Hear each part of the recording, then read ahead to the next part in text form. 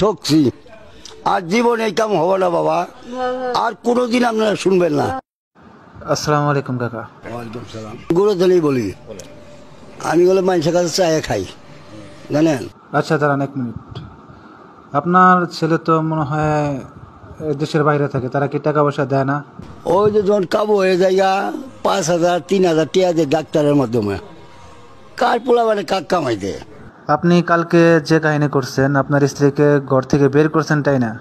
আমার কি আমার মানে কি হয়েছে, উন থেকে কাপড় মানে প্রসাবের কাপড়গুলো ধুয়ে আইছি, আয়ে ওই ভাতের এনে কান দিতে আছে।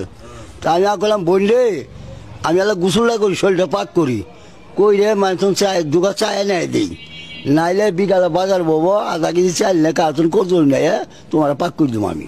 আমরা জানতে পারছি আপনার একটা ছেলে একটা মেয়ে দেশের বাইরে থাকে, তারা কি সহযোগিতা করে না?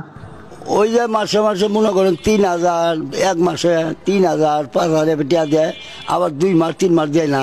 কালকে আপনি আপনার স্ত্রীকে টাইনা হেসরা এরকম ব্যবহার কেন করলেন? আমার জীবনে কোনোদিনের উপরে হাত দেয় নেই আমি।